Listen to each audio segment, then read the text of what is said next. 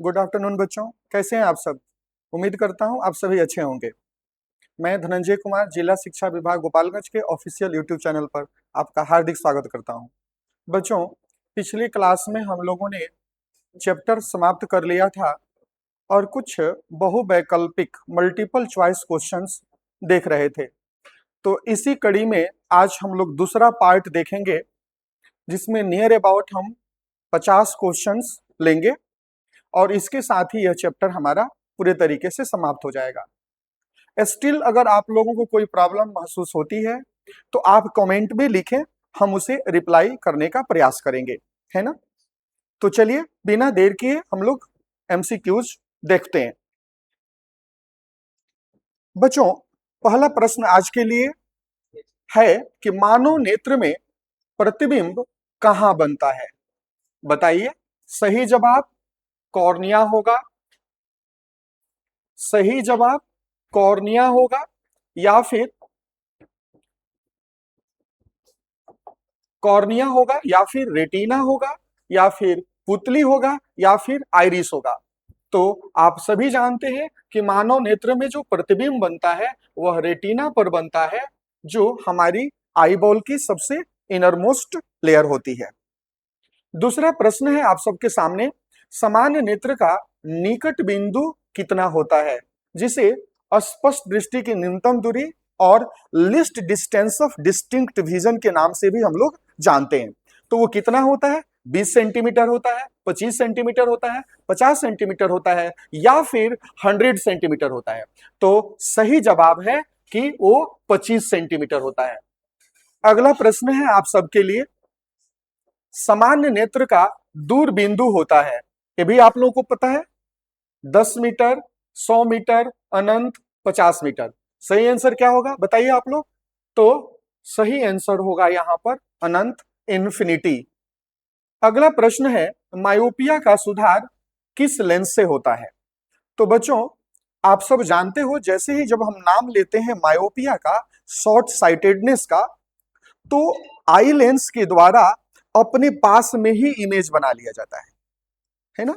अगर हम इसे एक डायग्राम के माध्यम से आप लोगों को समझाने का प्रयास करें बच्चों, तो आप देखेंगे कि क्या होता है कि मायोपिया के केस में हमारा ये आई लेंस हो गया और ये आपका आई बॉल रेटिना हो गया।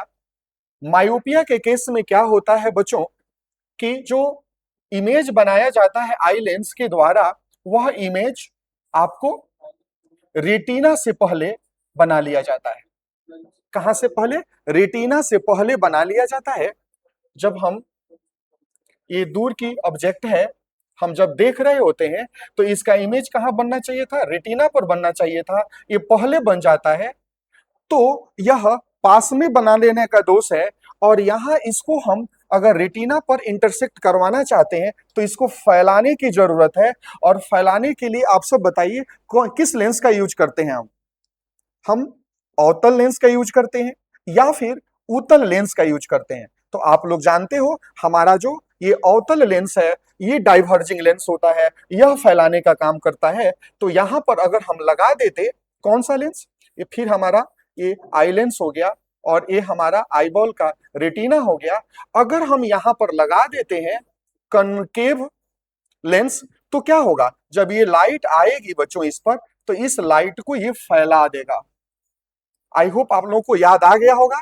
ये फैला दिया, फिर नतीजा ये हुआ कि अब जाकर कहां कट जाएगा? ये रेटिना पर कट जाएगा, और फिर यह प्रॉब्लम क्या हो जाता है? सॉर्ट आउट हो जाता है। यानी अब मायोपिया जो डिफेक्ट ऑफ विजन है, इसको दूर करने के लिए हम कौन सा लेंस लगाते हैं? Diverging lens. और डाइवर्जिंग लेंस कौन सा होता है? Concave lens. चलिए फिर आगे बढ़ते हैं, आगे बढ़ते हैं बच्चों, देखते हैं अगला प्रश्न क्या है हम लोग के सामने।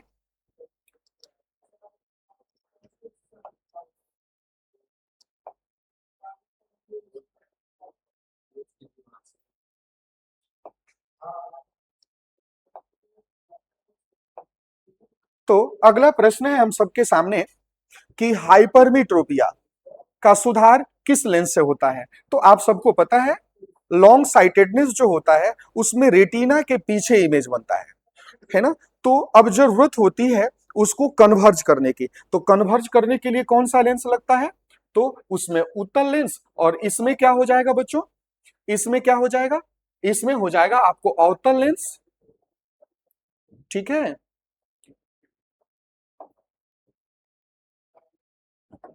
इसमें हो जाएगा आपको अवतल लेंस और इसमें हो जाएगा आपको उत्तल लेंस। चलिए आगे बढ़ते हैं बच्चों। अगला प्रश्न है, पांचवा छठवां प्रश्न आप सबके सामने। आंखों की समंजन क्षमता किसके कारण होती है? तो आपको पता है कि आंखों की जो समंजन क्षमता होती है वो सिलियरी मसल्स, सिलियरी पेशियों के द्वारा होती है। जब वह कंट्रैक्ट होती है, जब वह सिकुड़ती है, तो लेंस मोटा हो जाता है, और लेंस मोटा हो जाता है तो उसका फोकल लेंथ कम हो जाता है, उसका पावर बढ़ जाता है। और फिर जब ये सिलियरी मसल्स रिलैक्स्ड होती हैं तो लेंस पतला होता है, उसका कर्वेचर कम होता है, और फोकल लेंथ क्या हो जाता है? घट जाता है बच्चों। तो आंखों की समंजन क्षमता किसके कारण होती है? तो सिलियरी पेशियों के कारण, आप सब जानते हो। अब यह कितना वैल्यू कितना होता है, याद है क्या आप लोगों को? तो मैंने बताया था यह वैल्यू जो होता है समंजन क्षमता का, वो 4D होता है। ध्यान में होगा आप सबको, कितना होता है? 4D, 4 डायोप्टर होता है बच्चों। अगला प्रश्न है, मोतियाबिंद में क्या धुंधला हो जाता है? रेटिना धुंधला हो जाता है, लेंस, पुतली, या फिर कॉर्निया? तो आपको पता है कि लेंस जो होता है वह क्लाउडी हो जाता है ना, लेंस। तो सही जवाब होगा लेंस। पुतली का आकार कौन सा नियंत्रित करता है? तो यह भी आप लोगों को पता है कि पुतली का जो आकार होता है वह आइरिस के द्वारा नियंत्रित किया जाता है। रेटिना पर तो इमेज बनता है, इमेज बनाने का काम कौन करता है? लेंस करता है। और कॉर्निया का काम क्या होता है? तो यह हमारे आंख का फ्रंटल सबसे आगे का ट्रांसपेरेंट पार्ट होता है बच्चों। अगला प्रश्न है, आंख का प्राकृतिक लेंस होता है, तो आंख में कौन सा लेंस होता है? ये तो आप लोग पहले से जानते हो, उत्तल लेंस होता है। अगला प्रश्न है, प्रकाश का सबसे पहले अपवर्तन किस में होता है? तो बच्चों आप लोग जानते हो कि जब आंख में हमारा लाइट एंट्री करता है तो आंख का जो सबसे फ्रंटल पार्ट है वो कोई और नहीं बल्कि कॉर्निया है।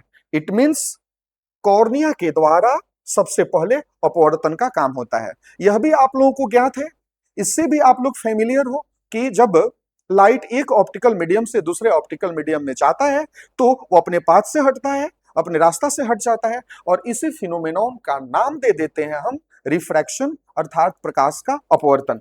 तो सबसे पहला अपवर्तन किसमें होगा? कॉर्निया में होगा। चलिए अगला प्रश्न लेते हैं बच्चों।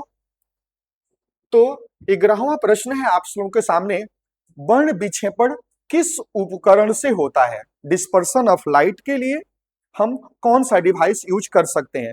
दर्पण यूज कर सकते हैं, प्रिज्म यूज कर सकते हैं, लेंस यूज कर सकते हैं, सूक्ष्मदर्शी यूज कर सकते हैं।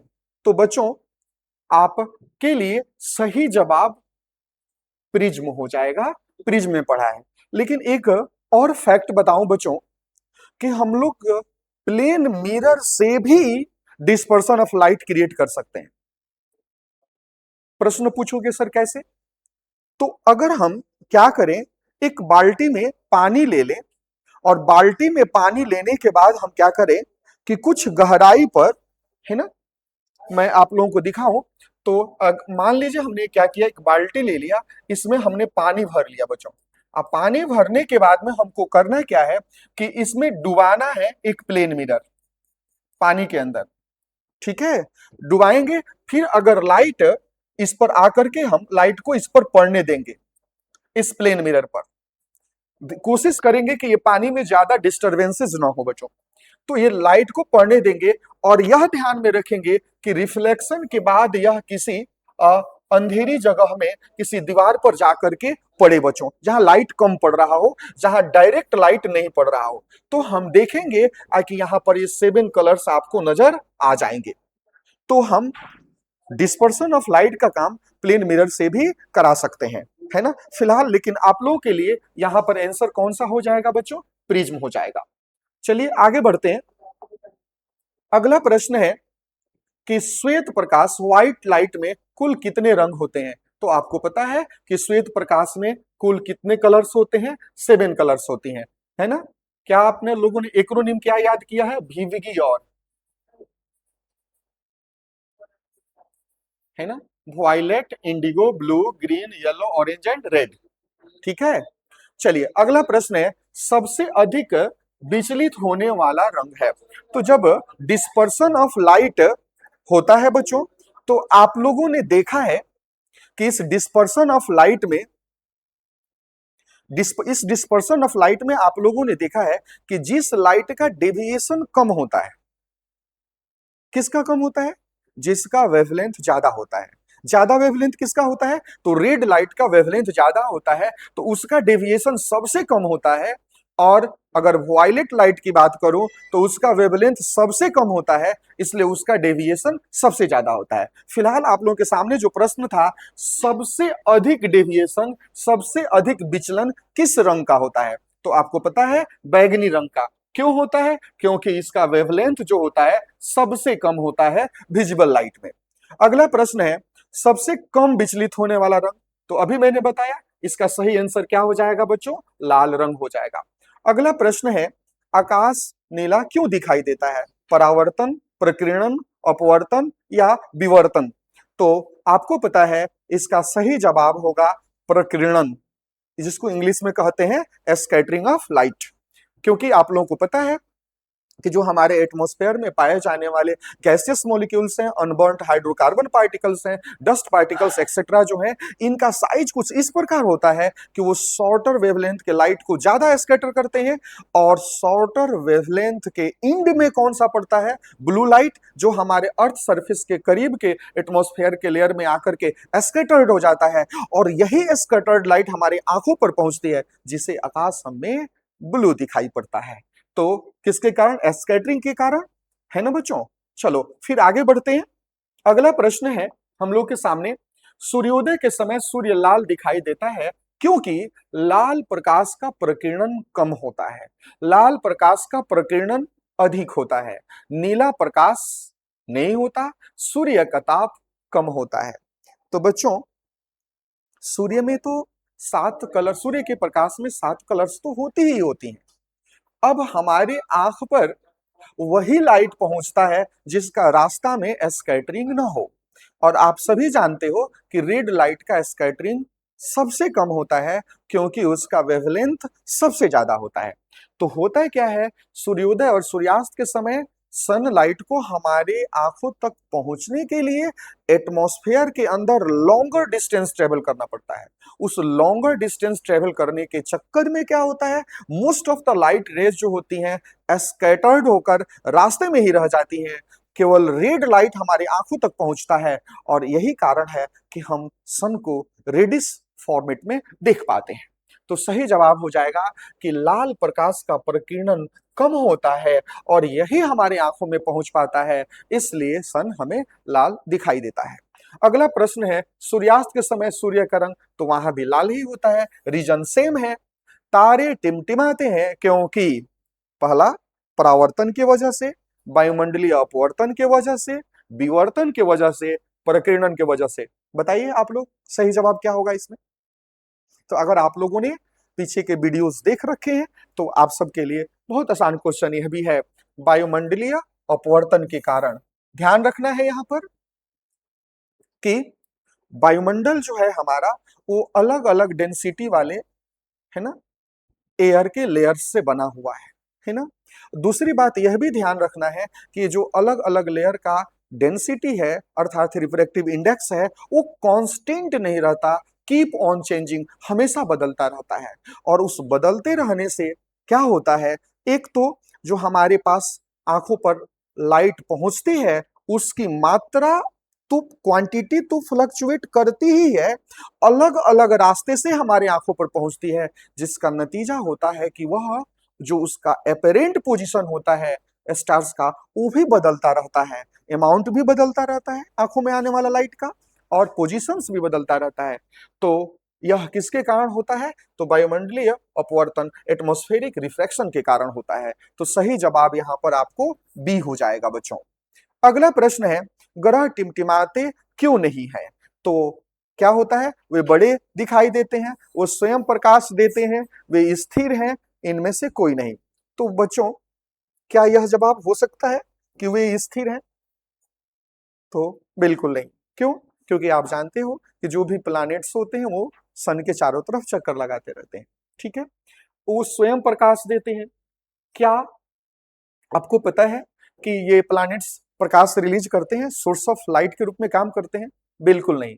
स्टार्स और सन इसलिए सोर्स ऑफ लाइट के रूप में काम करते हैं क्योंकि उनके अंदर न्यूक्लियर फ्यूजन का काम होता है बेटा, है ना। नाभिकीय संलयन अभिक्रिया होती है जिसके वजह से उनमें से प्रकाश निकलता है।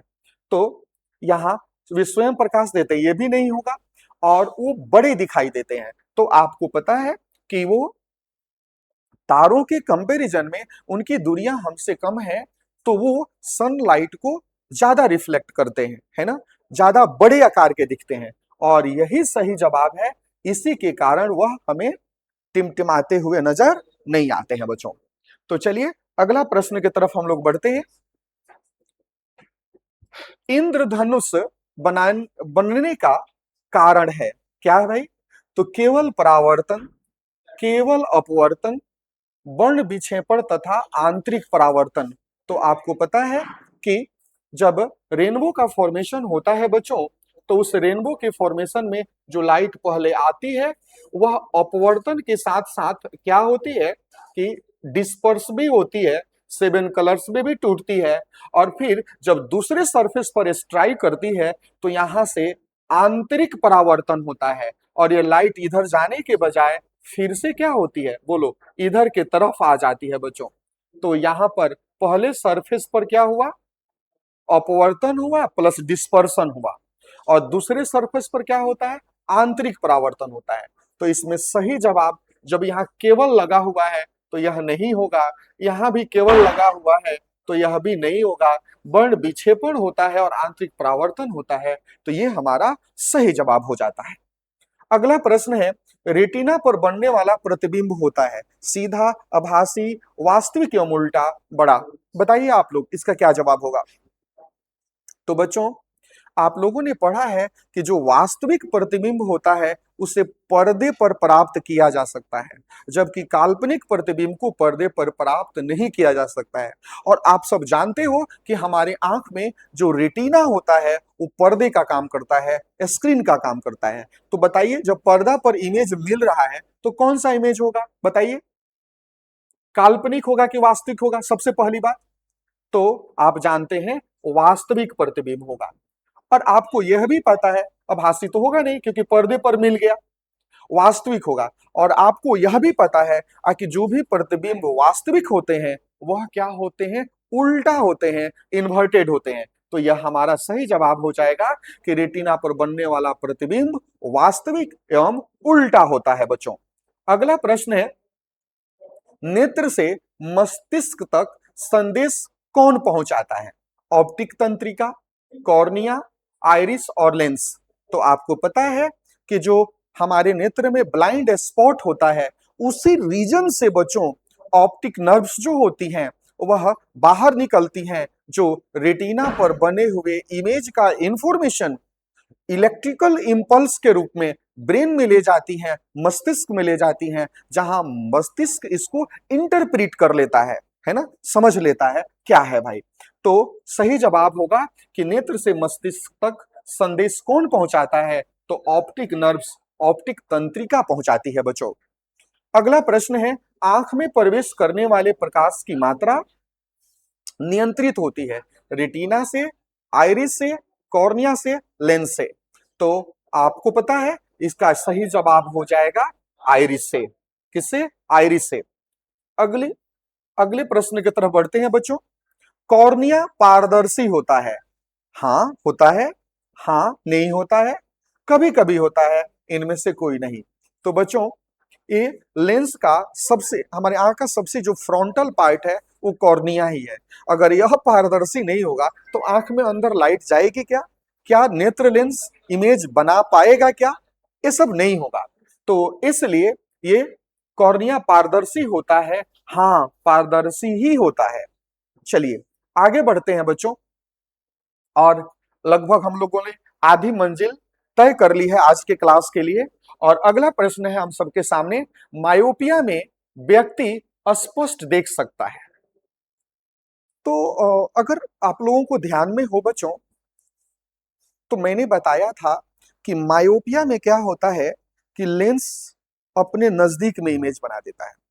अगर जहां से लाइट आ रहा है, अगर उसको हम दूर लेके जाएं तो आई लेंस और पास में इमेज को लाने लगेगा, यानी प्रॉब्लम और बढ़ती जाएगी। जब ऑब्जेक्ट को दूर लेके जाएंगे तो प्रॉब्लम और बढ़ती जाएगी, और जब हम पास लाएंगे तो यह जो रेटिना के पास इमेज बना था वह पीछे जाएगा, मतलब रेटिना पर पहुंच जाएगा। यानी मायोपिया में अगर हम बात करें तो नजदीक की जो वस्तु होती है आंख स्पष्ट रूप से देख पाता है। तो कहता है मायोपिया में व्यक्ति स्पष्ट देख पाता है दूर की वस्तु को, पास की वस्तु को। ठीक है, अगला है प्रश्न, हाइपरमेट्रोपिया में व्यक्ति स्पष्ट रूप से देख पाता है। चलो एक डायग्राम बनाकर एक बार देख ही लेते हैं बच्चों। तो इस हाइपरमेट्रोपिया में क्या होता है बच्चों, तो आपको पता है कि हमारा ये आई लेंस हो गया, आपको इसमें ये मान लीजिए ऑब्जेक्ट यहां हमने नजदीक में रखा है, और फिर ये आपको हमारे आई लेंस से ये रिफ्रैक्ट हुआ, और ये कहाँ कट गया, ये आर डैश, ये हमारा आर डैश कर लेते हैं, और ये रेटिना है जो कि आर है। कटना चाहिए था रेटिना पर, लेकिन अभी फिलहाल कहाँ कट रहा है, रेटिना से पीछे कट रहा है बच्चों। तो अब आप समझ रहे हो कि अगर मैं इसे उठाकर इधर दूर ले जाऊं, ठीक है, इसको अगर मैं दूर लेकर के जाऊं तो ये आर डैश किधर आएगा, आर के तरफ आएगा। इसको अगर मैं इस सोर्स ऑफ लाइट को, ऑब्जेक्ट को दूर लेके जाऊं तो ये आर डैश किधर आएगा, आर के तरफ आएगा। आर डैश जब आर के तरफ आएगा तो हमारा प्रॉब्लम क्या हो जाएगा, शट आउट हो जाएगा। लेकिन अगर हम इसको नजदीक लेकर के जाएं तो ये आर डैश और दूर जाएगा, और आर डैश और दूर जाएगा तो हमारी समस्या जो होगी वो और बढ़ती जाएगी। समझ में आ रहा है, ये जो समस्या होगी और बढ़ती जाएगी, यानी दूर की चीज दिखाई देगी, नजदीक की चीज नहीं दिखाई देगी। तो हाइपरमेट्रोपिया में क्या होगा, हमें दूर की चीज, प्रश्न क्या पूछा कि हाइपरमेट्रोपिया में व्यक्ति स्पष्ट रूप से देख सकता है, किसको देख सकता है, दूर की वस्तु को। पास को देखेंगे तो ये हाल होगा, जब इसको दूर लेके जाएंगे तो यह रेटिना पर पहुंच जाएगा, यानी दूर की वस्तु हमें स्पष्ट रूप से दिखाई देती है। और यही ठीक उल्टा कंडीशन क्रिएट होता है मायोपिया में बच्चों। चलिए अगला प्रश्न है, तो ये दोनों हो गया, 26th भी हो गया, 27th भी हो गया। अगला है प्रेस बायोपिया के लिए प्रयुक्त लेंस है। तो बाइफोकल लेंस होता है ना, उसमें नजदीक की एज वेल एज दूर की दोनों तरह की ऑब्जेक्ट जो होती हैं स्पष्ट रूप से दिखाई नहीं पड़ती हैं बच्चों। तो इसलिए उसमें कनकेव लेंस भी यूज होता है और कन्वेक्स लेंस भी यूज होता है। साथ साथ में आपको यह भी याद रखना है बच्चों कि ये जो चश्मा होता है ना, यह जो चश्मा होता है बच्चों, अगर मैं बात करूं तो इसमें ये जो नीचे वाला पार्ट होता है, ध्यान रखना, ये कन्वेक्स होता है, कन्वेक्स होता है, जबकि ऊपर वाला जो पार्ट होता है वो कनकेव रहता है। तो इसे आप लोग ध्यान रखोगे, इस पर भी आप लोगों से प्रश्न पूछे जाते हैं। अब है बच्चों, इसके बाद मैं बात करूं तो अगला प्रश्न है, रंगों का क्रम विबगी और में पहला रंग कौन सा होता है। तो अगर हम ऊपर से देखें, डेविएशन के क्रम में देखें तो सबसे ऊपर लाल होता है, क्योंकि सबसे कम डेविएशन इसका होता है बच्चों। विबगी और में अंतिम रंग कौन सा होता है, तो ये पता है, जब लाल वो हो गया तो यहां पर क्या हो जाएगा बच्चों, विबगी और में अंतिम रंग कौन सा होता है, तो लाल, पीला, हरा, नीला। बताइए इसमें से अंतिम रंग पूछ रहा है, तो इसमें से चारों में से कोई ऑप्शन नहीं है बच्चों, क्योंकि जो अंतिम रंग होता है वो होता है आपको वॉयलेट।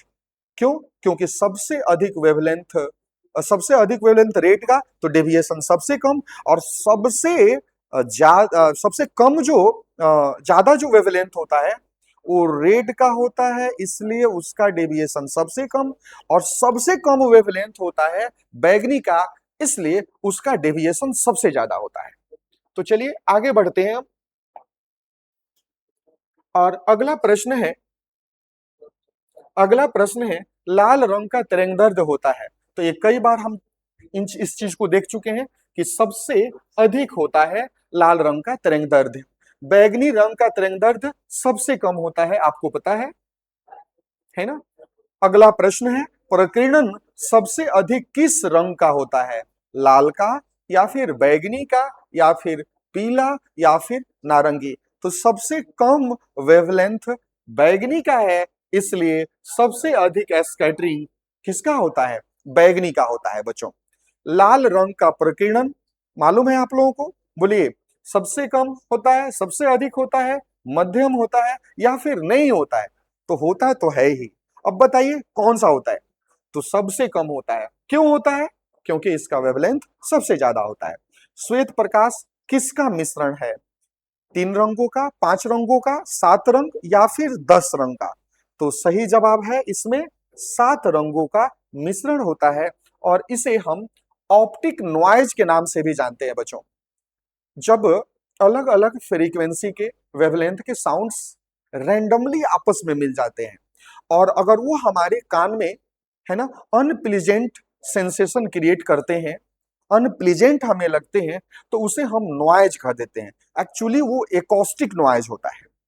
और ये व्हाइट लाइट जो होता है, जिसमें 7 अलग अलग वेवलेंथ की लाइट आपस में मिली रहती है, इसे हम लोग ऑप्टिकल नॉइज के रूप में जानते हैं। तो ध्यान रखना, व्हाइट लाइट को ऑप्टिकल नॉइज के रूप में भी कंसीडर किया जाता है बच्चों।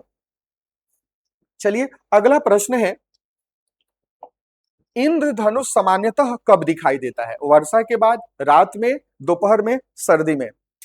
तो इसमें से किसी का जवाब है क्या कि रात में भी रेनबो दिखाई देता है?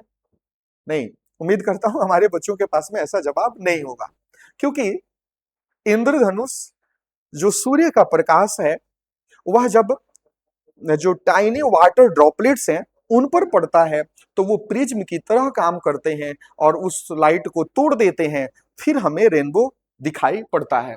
तो यह हो गई। दोपहर में, दोपहर में किसी का आंसर है क्या कि दोपहर में दिखाई देता है? तो बिल्कुल नहीं, दोपहर में भी नहीं दिखाई देता, क्योंकि आप जानते हो कि पहले सरफेस से अपवर्तन और डिस्पर्सन के बाद में जब दूसरे सरफेस पर लाइट स्ट्राइक करे तो जो क्रिटिकल एंगल बनता है उससे ज्यादा का एंगल होना चाहिए, तब जाकर के इंटरनल रिफ्लेक्शन होता है बच्चों। तो इसलिए, और यह सिचुएशन केवल अर्ली मॉर्निंग और अर्ली इवनिंग के समय में ही आता है, दोपहर में ऐसा नहीं होगा, है ना। सर्दी गर्मी से मतलब नहीं है हमको, वर्षा के तुरंत बाद होता है, क्योंकि वर्षा के तुरंत बाद जो होता है टाइनी वाटर ड्रॉपलेट्स का कंसंट्रेशन हमारे इन्वायरमेंट में ज्यादा होता है, इस वजह से बच्चों। अगला प्रश्न है, आंख का रंग किस भाग से निर्धारित होता है? तो आंख का जो रंग होता है वह आइरिस से निर्धारित होता है ना, इसे याद रखना आप लोग। अगला प्रश्न है, पुतली का रंग जो होता है वो कैसा होता है? नीला होता है, काला होता है, लाल होता है, हरा होता है। तो सही जवाब यहाँ हो जाएगा यूजुअली काला हुआ करता है। आंख की फोकस दूरी बदलती है कॉर्निया से, लेंस की वक्रता से, रेटिना से या फिर पुतली से। फोकस दूरी, आंख का फोकस दूरी को बदलना है, तो बताइए कॉर्निया बदलेगा फोकस दूरी को, कि लेंस की वक्रता से ये बदलेगी, कि रेटिना से या फिर पुतली से? तो बच्चों जो आई लेंस है, अगर उसका कर्वेचर, ये कर्वेचर उसका अगर बढ़ता है तो स्फीयर छोटा बनेगा, यानी फोकल लेंथ कम हो गया। और लेंस अगर पतला होता है, मतलब ये जो कर्वेचर है वो घटता है, तो फोकल लेंथ बढ़ जाता है। तो यहां पर किससे फोकस दूरी का रिलेशन किससे है? तो लेंस की वक्रता से होता है बच्चों। अगला प्रश्न है, समंजन क्षमता उम्र बढ़ने पर, बोलिए, बढ़ती है या फिर घटती है या फिर कांस्टेंट रहती है या फिर समाप्त हो जाती है? तो बच्चों अभी आप लोग जिस फेज में हो, जिस एज ग्रुप में हो, अगर आप लोगों को मैं किसी स्टेडियम में, किसी ग्राउंड में ले जाकर रामदेव बाबा का योगा कराऊं, पीटी 1 2 3 4 करवाऊं, तो मुझे नहीं लगता है कि आप लोगों को कोई परेशानी होने वाली है। लेकिन अगर मैं 90 इयर्स ओल्ड जो इंडिविजुअल्स हैं उनको इकट्ठा कर लूं और कहें कि चलिए शीर्षासन करते हैं, है ना, शीर्षासन करते हैं, और फिर बहुत सारे जो योगाभ्यास है वो करते हैं, तो क्या वो लोग कर पाएंगे? जवाब होगा बिल्कुल नहीं। क्यों? क्योंकि उम्र के साथ जो शरीर की फ्लेक्सिबिलिटी होती है वह जाती रहती है बच्चों, कम होती रहती है। तो ठीक उसी तरह से जब ओल्ड स्टेज में आते हैं तो सिलियरी मसल्स की भी जो इलास्टिसिटी फ्लेक्सिबिलिटी होती है वह घटती है ना, घटती है, इस वजह से होता है। तो क्या हो जाता है? घटती है, इस वजह से समंजन क्षमता पर उम्र बढ़ने का असर पड़ता है बच्चों। अगला प्रश्न है, प्रकाश का प्रकीर्णन किसके कारण होता है? वायुमंडल के सूक्ष्म कण से, दर्पण से, लेंस से, प्रिज्म से? तो आपको पता है इसका सही जवाब हो जाएगा वायुमंडल के सूक्ष्म कण से। अगला प्रश्न है, नीले रंग का प्रकीर्णन लाल रंग से, बोलिए क्या होता है? तो लाल रंग से अधिक होता है। क्यों? वेवलेंथ कम होता है, इस वजह से। तो नीले रंग का प्रकीर्णन क्या होता है? अधिक होता है। ठीक है। सूर्यास्त के समय सूर्य चपटा दिखाई देता है, किसके कारण? पूछो, जो आकार का परिवर्तन है ना, वह जिस ऑप्टिकल फिनोमेनॉन के कारण आकार बदला हुआ नजर आता है, तो बहुत दिमाग लगाने की जरूरत नहीं है, वह अपवर्तन के कारण होता है। किसके कारण? अपवर्तन के कारण। तो यहां भी सही जवाब क्या हो जाएगा? प्रकाश के अपवर्तन के कारण सूर्य जो है सूर्यास्त के समय चपटा दिखाई पड़ता है। अगला प्रश्न है, सूर्योदय वास्तविक समय से पहले दिखाई देता है।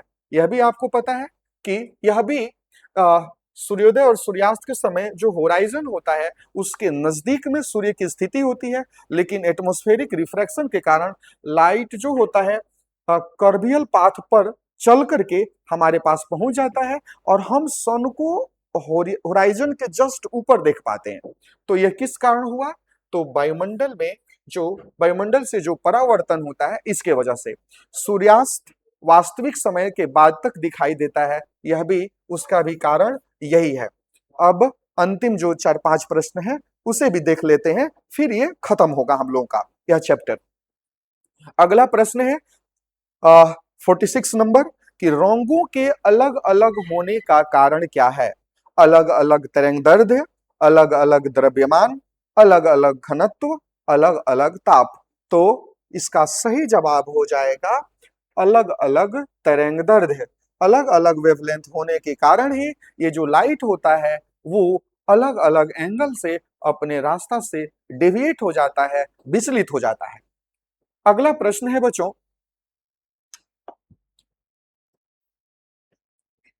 ऑप्टिक तंत्रिका का कार्य क्या है?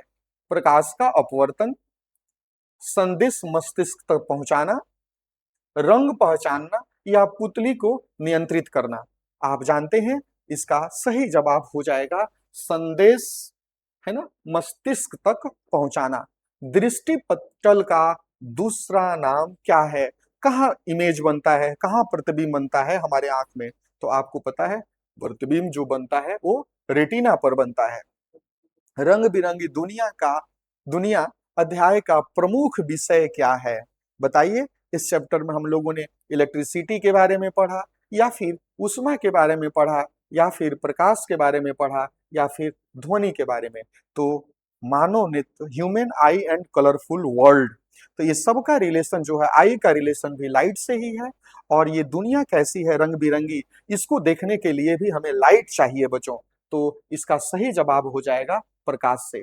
और चलते चलाते बच्चों, ये दो चीजें आपके सामने हैं। बोर्ड परीक्षा सिर्फ अंकों की नहीं, आपके धैर्य, अनुशासन और मेहनत की भी परीक्षा है बच्चों। बच्चों, आप लोग सुनते हो ना कि student life is golden life, मैं नहीं मानता इसे। Student life is the life in which we prepare our self for golden life. बच्चों, यह वह फेज है जिसमें आप अपने आगे के आने वाले गोल्डन लाइफ की तैयारी करते हो, है ना। अभी आपको सोने का मन कर रहा है, नहीं पढ़ने के मन कर रहा है, चलो कहीं फिल्म देखते हैं, घूमते हैं, खेलते हैं दोस्तों के साथ। लेकिन क्या है, आपको होमवर्क मिले हुए हैं, आपको अपने तैयारी करनी है, तो उस वहां पर मन को मार करके अपना अध्ययन करना पड़ता है बच्चों। तो कहाँ गोल्डन लाइफ रहा जो अपनी इच्छा के अनुसार आप नहीं कर पा रहे हो। लेकिन हाँ, अभी अगर अभी अपनी इच्छा को, डिजायर को, विल को डिमिनिश करके और पढ़ाई पर फोकस करके मेहनत करोगे तो ये आगे आने वाला समय आपका निश्चित रूप से गोल्डन होगा बच्चों। और अगली और अंतिम बात थी, किताबों से दोस्ती कर लो, सफलता खुद तुम्हारा परिचय पूछेगी बच्चों, है ना। तो आज के लिए बस इतना ही बच्चों, घर पर ठीक से पढ़ाई करना। Thank you all.